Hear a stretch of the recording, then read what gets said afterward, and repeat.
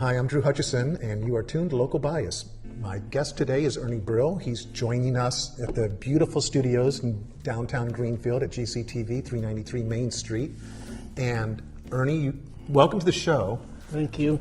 You stopped in a couple of weeks ago, you sat down, and now here you are. Yes. And quite Great. frankly, from the little bit that the little that we have conversed, makes me realize we could probably do a dozen shows and cover all kinds of territory, but we don't have that much time.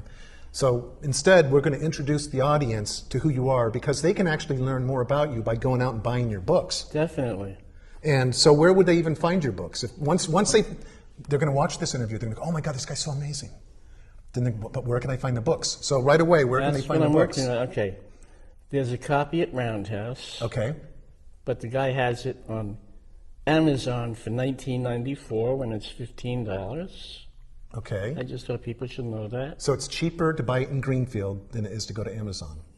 No, because Amazon is the price list, $15. Oh, so it's $15. $4.94 over. Okay, all right. Okay. It's And worth then it. It's there's about 5 or 6 copies so far at Unnameable Books in Turner's Falls. They just moved there from Amherst. Okay. And he moved up here about 5, 6 years ago from Brooklyn. So you and he have a lot in common. Yeah, well, it was considered by far one of the finest used bookstores on the East Coast, Really? if not the country. Yeah. I have no idea. I as a kid growing up in Florida, we used to go to Haslam's in St. Petersburg. It was a used bookstore that was like 3 stories tall. Wow. And Is it still open? well, I moved up here in '76, so it's hard for me to say. But I remember buying a lot of comic books. Some good reading. I have a good story about that. Anyway, so Ernie, thank you for coming on the show, and you can tell whatever stories you want. But No. we're really here to talk about your writing. We'll be here till the millennium. So this is the book that you gave me to read. Yes, that's the book. And Journeys of Voices and Choices. It's a great book. Thank you. I generally don't care for poetry all that much. Why should you, the way it's taught? So that may be the case. I think it is the case. Okay. Every poem I read, I didn't have to struggle to understand because it wasn't too oblique. Everything was clear. I really appreciate that. Yeah, I mean, you didn't have to know who Leon Tuckelak, the philosopher, That's exactly right. Haeckel's mistress was. I didn't have to know who, and I didn't have to know who Wittgenstein was boinking or anything. You didn't need to know what happened with Elizabeth Bishop and Robert Lowell. Well, I do need to know that. No, I don't. I'm kidding. But anyway, so this is only one of many books that you've published, or is this what's going on here? I have 6 novels and say 4 novels and 2 short story collections. One is a trilogy about Brooklyn in the 50s. 2 are about the times I've worked in hospitals, starting out when I was 18, worked at an Antioch work-study job where they didn't tell me that it was a terminal cancer ward. Oh boy. So how did that affect you? Well, I didn't realize this till recently, but I think I was really severely traumatized by that. Yeah. But I knew at the time, with writers, there's no such thing as journaling and journals and Right. writing coaches, writing coaches. No, we take the train, buddy. Right, and then you have time to write on the train. When did you know that you were going to be a writer? When I was 12, I had a vision on the subway. And we were coming out of Ringling Brothers Bowling Baby Circus, a matinee. Okay. We got into this super crowded subway car because all the people from the guard, Sure. And in the middle of the car, I swear to God, there was this guy about my height, 5'6", and he had on yellow pants, a pink shirt, blue shoes, and a silver derby. Oh, and a purple scarf. So was he with Ringling Brothers? No. Did he want to join Ringling Brothers? No. And he was singing When Irish Eyes Were Smiling. Okay. And on the card it's like 3:30, so it was a shift change. Right. So you got all these Jamaican women who were nannies and line cooks. You got Italian Irish guys coming off their construction jobs with the mud still on their boots. You get these women from Chinatown who are falling asleep because they worked a 12-hour shift in the sweatshops. And then you have the families with their kids, and their kids are opening up the little complimentary present that Ringling Brothers would give out, which for some odd reason, these little like boxes like aspirin tablets, like the orange cream. Okay. And we would open up the boxes, and the chameleons would, of course, jump out. They had chameleons. What a madhouse. Yeah, and the thing is, the jumping out of the chameleons and disappearance of the chameleons, because they're hard to catch, gave rise to one of the first great urban legends, that there were these giant alligators in the New York subways that were eating people. So it was actually just a bunch of chameleons, but they got blown up into being alligators. Yeah, and John Sayles wrote a movie about that, called Alligator. And I heard a voice. All this, I heard a voice, and it said, "You are going to write about these people. You're going to sing their sweat and their songs and their stories."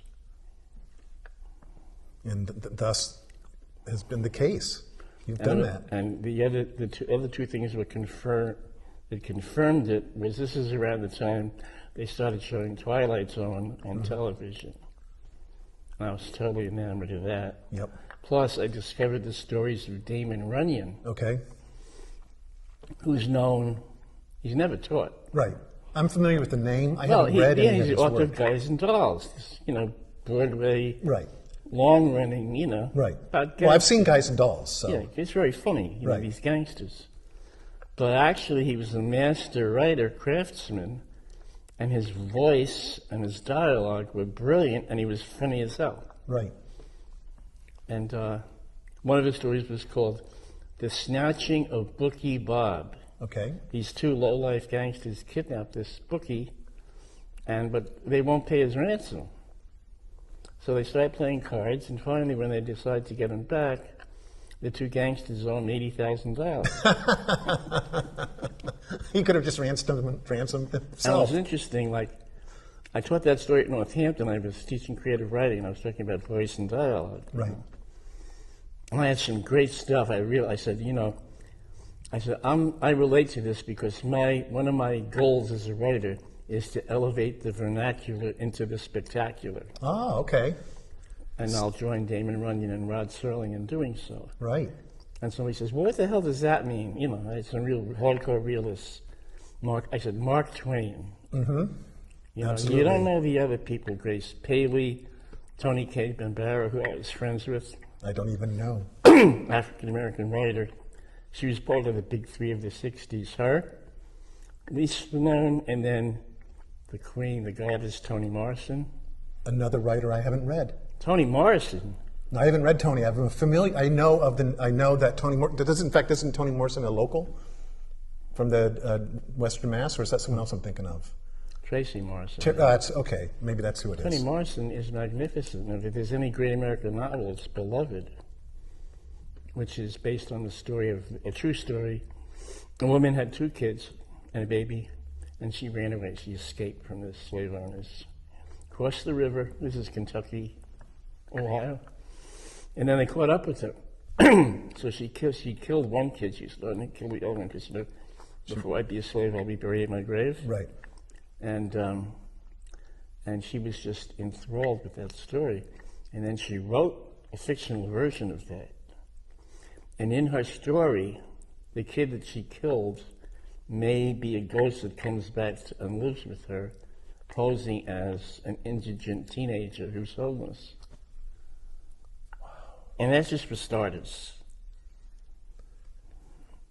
And when I read this, it was around 1992. I was going through a transition, and the person I was married to really wanted to get out of New York City. Our kids were 4 and 1, something like that. And I'm reading this on a bus. We didn't have a car, so I'm reading this on a bus from Cape Cod to Burlington. It was a job interview. Wow. And I said, if someone had told me that in 1992 I would be reading a novel about slavery, which everybody says, oh yeah, we talked about that, let's move on. Right, right. I'd say, you're out of your mind, let alone it winning her Nobel Prize. Right. Anyway, so there was Toni Morrison, Alice Walker, Yes. who I knew and met, Okay. and who liked one of the stories a lot. I looked at with Jordan, my fiction stories about, hospital work. Right. And in that book, well, I worked in college. I worked, I had that work-study job in Boston. And then at San Francisco State, when I was a senior, I got a job working at Kaiser Hospital, and I wound up working there 7 years. As an orderly, or? I started out as a ward clerk. Okay. I was an orderly in Boston. Okay. So some of the hospital section poems come from that, but some of them also come from Kaiser, because I was an orderly, but then I got this job interviewing mostly men who had worked in the shipyards of the Bay Area, and it helped to put in the fireproofing grating, which was full of asbestos. Oh my God. Which is excellent to prevent fires. Oh, it's great for that. But nobody told these guys what they were inhaling. So 30 years later, they were all coming down with A painful cancer. mesothelioma and this and that, cancer of the pancreas, the lungs. Anyway, that's the poem that says Longshore. The guy says, get me some new lungs. Isn't it astonishing what we've done to each other in the pursuit of profit? Because did they not know? They knew. They knew. In fact, there's a magazine called Science for the People. Doctors, research, and they knew. But the thing is, this very, very large company, the DuPont complex, Right. they put the screws on that and bought people off. And Though eventually, they did. they won. But how many years did it take? Yeah, it took years. How many lives did it take? And you know what? There's a whole movement in San Francisco in a certain part of it called Hunts Point, or Hunters Point, which was part where the boats would come and stuff. But they would also dump some of their fuel, and the whole part of that bay is poisoned, and it's gotten to the soil, and the soil got into some of the posh waterfront houses. Oh, well, then they'll take care of it. Maybe. Once the posh are involved. Yeah, well, certain truth to that. It's like, the opioid crisis. Where were you in 1980 when the cocaine and crack took over New York City? So I was at UMass at that time, and I can tell you that almost everybody I knew was doing cocaine at that time. And I never did it. 1980s? Yeah. Oh yeah, it was. You'd just walk into a room and there'd be people doing lines, and I was offered it by my best friend on her birthday. She bought some and she was going to share it with me. It was going to be my first experience, and a couple of her friends heard that she had some, and they came over and they were all like, "Well, why are you letting Drew have any? He's not going to get on the first time." And they're being all like, and I'm like, I don't want to be like them. I says, you know what? Give it to them, and I'm so grateful. I never, because who knows. Who knows who gets addicted to what? There's a poet, I read at the Lava Center once a month, and also at the Silkworm Society of Poetry, which has been around for 20 years. Okay. Started by 2 ex-firefighters from North Hampton. And so this group, they read at the Lava Center, or I know you read at the Lava Center. No, this is a different thing.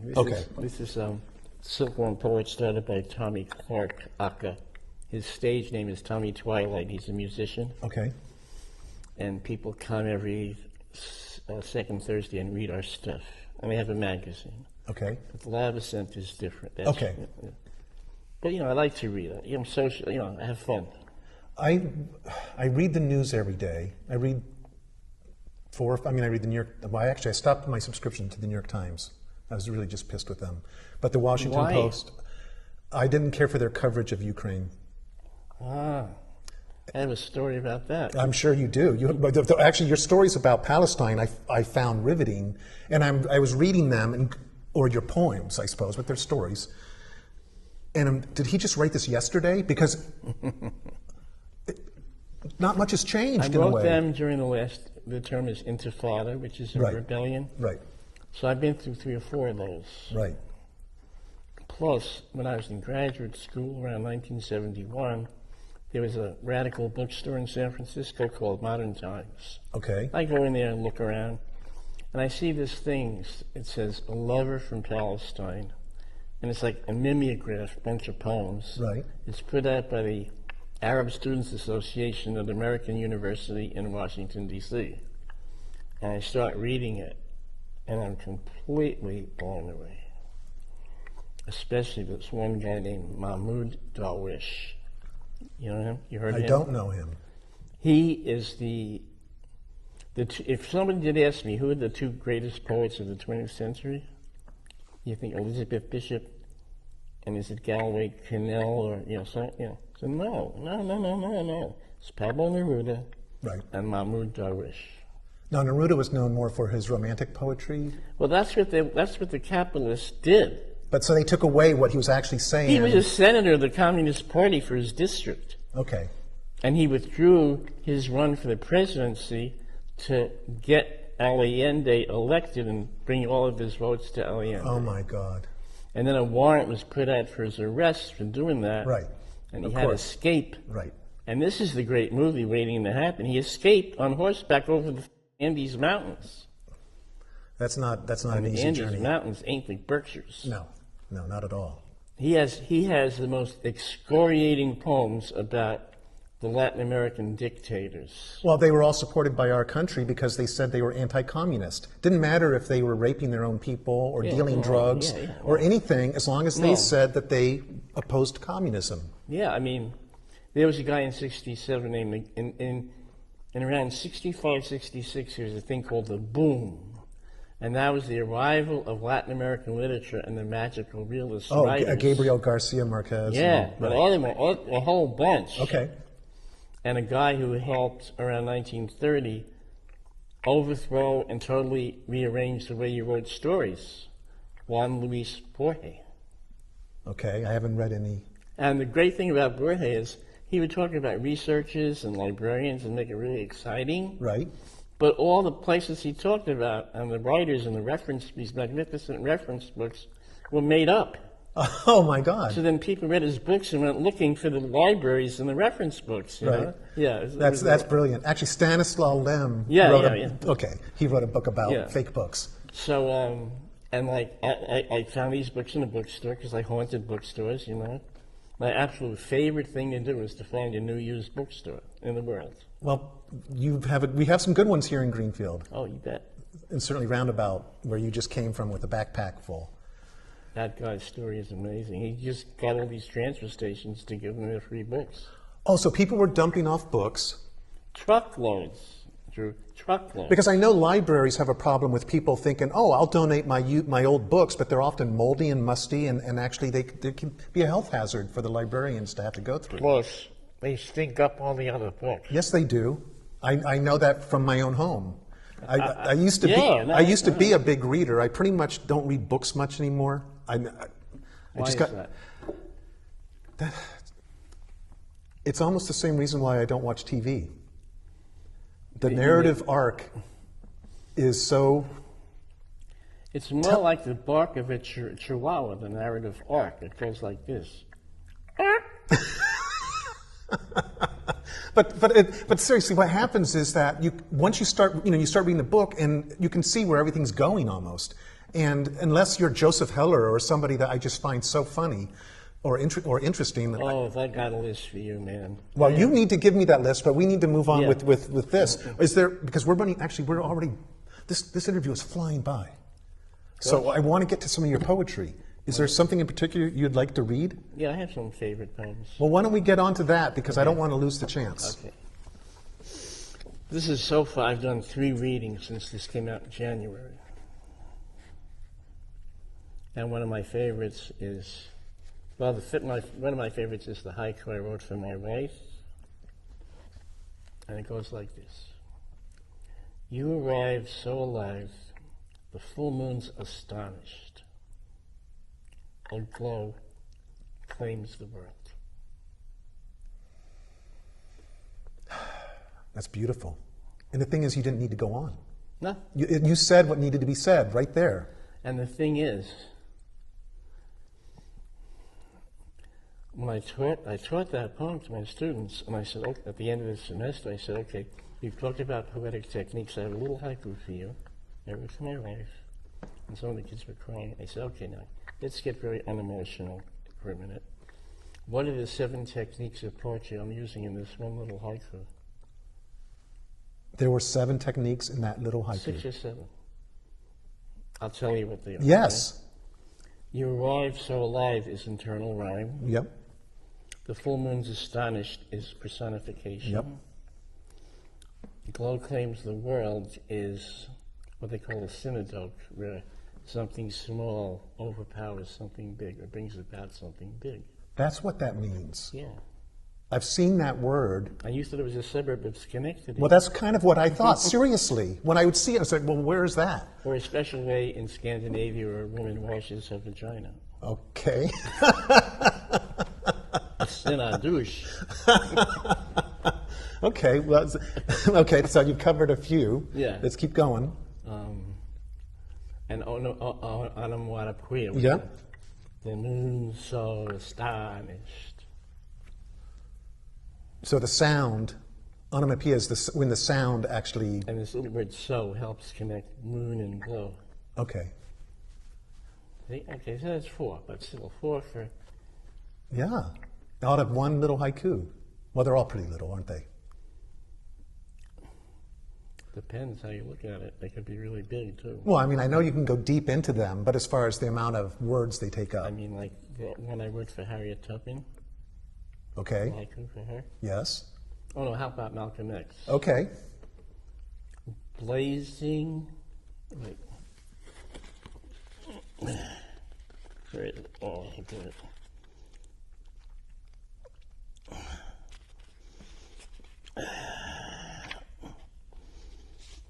Wait a second, where is it? God damn it, I knew this was going to happen. Wah, wah. No Yeah, pressure. yeah. Okay. Memories of great people. It ends the whole hybrid haiku section, which is all the people who were murdered. But then I said, you know what? Black Lives Matter means more to me than just this, these memorials. Mm-hmm. Because Black Lives Matter, it's all this incredible art and literature. So I'm going to do some on the jazz people I like, you know, a bunch of this. But this one is Malcolm X. Bonfire eyes blaze, devour whole libraries, read the riot act. You know the thing where he taught himself how to read, starting with Aardvark, and then Harriet, who's one of my heroes. Eyes grip the North Star, heart grips will and gun, leads hundreds to first freedoms. And the Underground Railroad came through Greenfield. I don't know. And, okay. But the ones that are personally favorites of mine are, I have these series of Holocaust poems. My mother's war story. You have no idea what it was like. We lived for letters, for the slightest word. I remember one night, I'll never forget it. It was rough times, early in the 40s. We heard about your father on the radio. His name was in the news, an article. The storming of Kasserine Pass in Africa. An article by one Glenn McFadden, who turned out to be an A1 phony, describing a raging battle in Tunisia, fighting Rommel. And that Rommel was rough, tough. They said your dad stormed the pass with a machine gun. Such nonsense. He barely knew how to shoot. But there we were, cold January, ration heat, and I didn't know where he was or how he was or if he was dead or alive or what. I didn't know what would happen to him or all of us. I was always worrying if we get to Europe soon enough to save those in the concentration camps. That evening, I heard on the radio the Germans had retaken Kasserine Pass. It grew late, colder. I was miserable. I wrapped the one blanket I had tighter and tighter, like when I was a little girl. I won't forget that night as long as I live. The families have these stories, and yet we keep doing this to ourselves with endless war. Yeah. And then there's this one. Why I panic when I'm late. I have anxiety about being late, so I'm curious. You didn't get to this one. Oh, okay. Maybe it's my heritage. echoing the century's deluge, announcing, "Quick, time to leave before the Pharaoh grabs us. Get the masa?" Run home to the ghetto before sundown eve, where the ruffians or police will throttle you. Never go beyond the pale if you know it's good for you. Use your sense, leave now, or fall into the lethal veil of the Inquisition's malevolence. I don't want to make a fuss, but where is this train taking us? Oh my God. If that's panic, what's left? When the world's deranged, we can only live what we dare to change.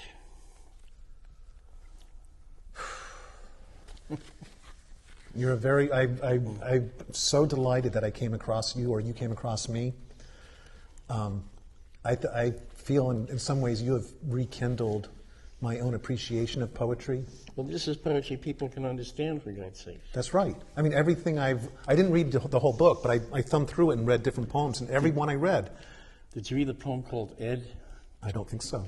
To the throat. I wrote this when I was way younger. Sickly yellow, cancer of the throat. He talks and rattles on, pinched, gritted teeth, scrunched up in pain in undersized blue bedclothes. Don't treat me like a kid. I know I'm going. They take my skin. What'd you say your name was? From all over my body. Brill, Brill, Brill. I know a guy named Brill. My legs, ass, arms. He only used Carlat in 32 and slung it to my throat, up in Revere. What a crooked bastard, I'm telling you. But it don't do no good. No, not a damn. It was at Charleston. He'd tell his mother, "You're just a kid, what do you know?" For a nickel. I'm rich. I own 3 houses. Where's that nurse? One with the dog track. You that's that kid? Can always tell a good Irish boy, cocksucking nurse. Where's that pain pill? Him and Joe Devaney got hard cars and changed them. Billy Brill. Brother was a fighter. We painted them. He couldn't take a punch. 12 operations, they certainly good, them doctors did, but he could take a dive. Did they fix me? Tell that nurse I'll have her canned. Glass jaw. You go to church? I don't. Pop's got wise. Billy and Devaney, Katie's kid. A lot of good it did me. I won't leave here. Brought him off. Might as well try to fix his son. One time down in Quincy, where's that damn nurse? They had this little racket going, see? On and on he croaks. Not so much to me, but to death. As if death is his publisher, and Ed's pushing hard to get it all in on time. Wow.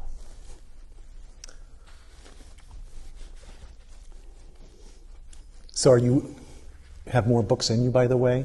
Because what I'm curious about is you wrote that when you were much younger. So when you're writing a publication like this, you're grabbing material that you wrote years ago. Let me read you one I wrote this year, actually. Okay. For this book. But most of these were written years ago.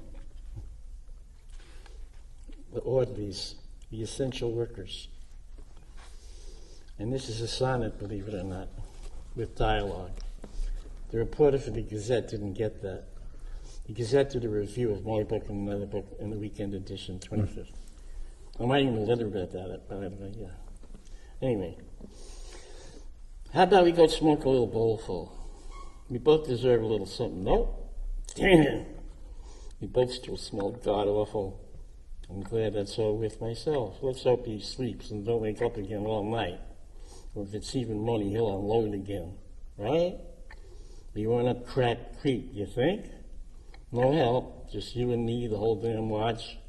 Row, row, row your boat. Batten down the hatches, take the last. I'm good. What? Abandoned ship? Sure, laugh. Quit now? You want a big fat lip? I'm Captain Cesspool, and you're my first mate, Stink.